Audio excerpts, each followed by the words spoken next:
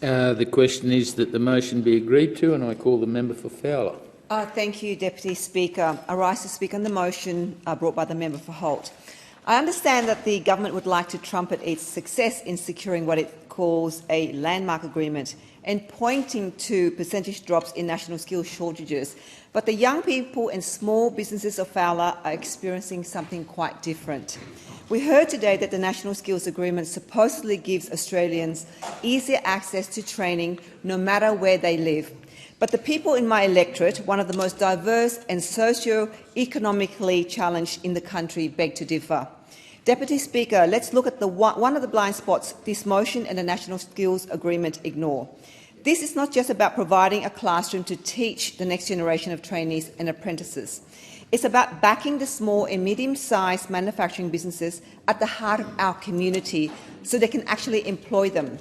Manufacturing is the lifeblood of Fowler, employing around 12 to 18% of local workers, roughly double the national share of about 6%. These are not giant government-subsidised corporations. They are small and medium-sized family and migrant-owned businesses in light manufacturing and food production. The places that have given generations of migrants and refugees their very first job. They are the backbone of our local economy. In Fowler, we especially need more trainees and apprentices in manufacturing, construction, care, logistics and the service sector, exactly the industries that keep Western Sydney's economy running every day. The government talks about billions in funding, yet the lion's share is funnelled into institutions like TAFE, which is fine, but our small local businesses are left to defend for themselves. How can a small business in Liverpool or Fairfield take on an apprentice when they are being smashed by rising energy costs, rent, insurance and, of course, other compliance as well? The government might be funding the classroom, but it's failing to support the workshop floor, where the real learning happens in my community. There's a lot of talk about easing skills shortages, and that should absolutely be a national priority. But you cannot fix a shortage with a revolving door. Nationally, almost half of apprentices do not finish their training. That alone tells us that the current system is not working for our young people or for employers. Our young people are facing a cost of living firestorm. When entry-level apprentice wages are so low that a young person can't help their parents pay the rent, the mortgage or the power bill, they walk away. They take casual, low-skilled jobs just to keep the family afloat.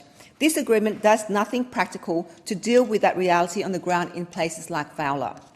We also hear a lot about equal access, but this agreement barely acknowledges the unique realities of South-West Sydney. Many of our residents speak a language other than English at home. They're not sitting on government websites reading media releases about fee-free TAFE. For them, navigating complex application forms, online portals and bureaucratic language can be overwhelming. If outreach is not targeted, multilingual and truly place-based, communities like mine will be left behind yet again.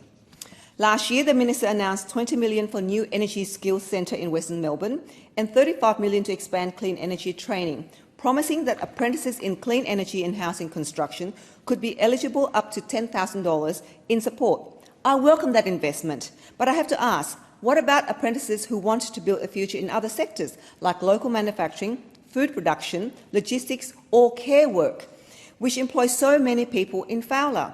And what about those in South-West Sydney for whom travelling to those specialist hubs is simply not realistic or affordable? Investment in one sector cannot come at the expense of others, and it cannot ignore where people actually live and work. Training in my community is more than just turning up to a couple of classes or ticking a box on a course. For young people in Fowler, it's about whether they can afford the train fare, whether there is childcare for their younger siblings or their own children, and whether they have the mentor who understands their culture, their language and their family responsibilities. Deputy Speaker, the National Skills Agreement, as it stands, misses the primary industry base of my electorate and the day-to-day barriers faced by my community. What should be an equal opportunity for anyone wanting to upskill has, yet again, fallen short for the young people of Fowler. So I say to this government, if you are serious about skills, then make it real for communities like mine. Give small business manufacturers the support they need to take on and keep apprentices, lift financial support so apprentices can afford to stay in training, and fund targeted multicultural outreach in places like South West Sydney. Thank you, Deputy Speaker.